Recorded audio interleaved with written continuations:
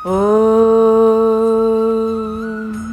नमो गंगायै विश्वरूपिण्यै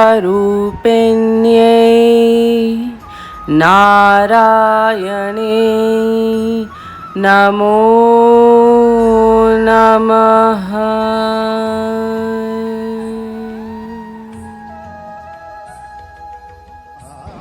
हरे कृष्णा। द्विवेदी के सभी दर्शकों को गंगा दशहरा की ढेर सारी शुभकामनाएं।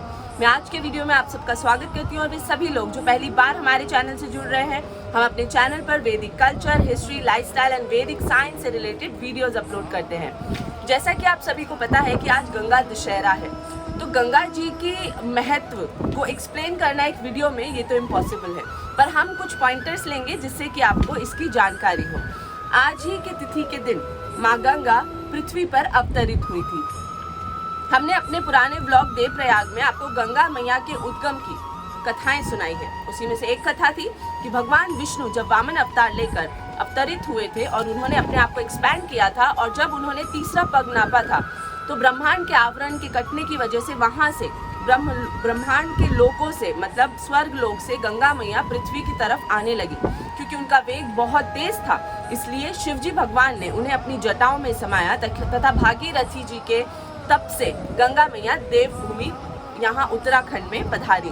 क्योंकि गंगा मैया को सौंपा गया था हिमराज, हिमालय राज को, इसीलिए गंगा मैया हिमालय राज की पुत्री तथा माता पार्वती की बहन भी कहलाई।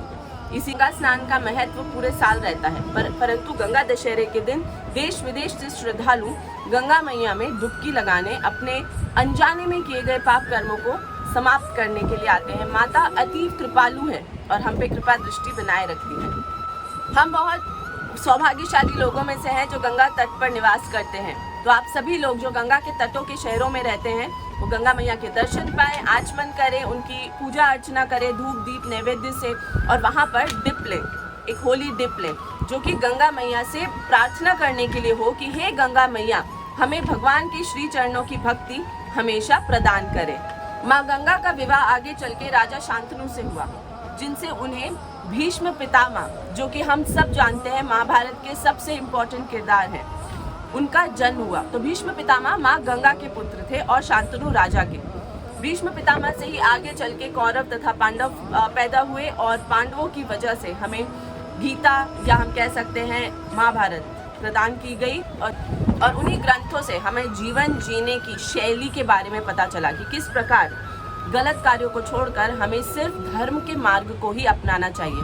जिस प्रकार माँ गंगा ने भीष्म पितामह को भगवान श्री कृष्ण की सेवा में लगाया, उसी प्रकार हमारी गंगा मैया से प्रार्थना है कि आप सभी जो गंगा मैया में डिप नहीं ले सकते हैं, आप एटलीस्ट गंगा जल को अपने जल में डालकर आज स्नान करें। और गंगा मैया से प्रार्थना यही है कि आप सभी के अनजाने में किए गए पाप कर्मों को वो फिनिश करें या नष्ट करें, और उसी के साथ आपको श्री हरि के चरणों की भक्ति प्रदान करें। Thank you for watching. Hare Krishna.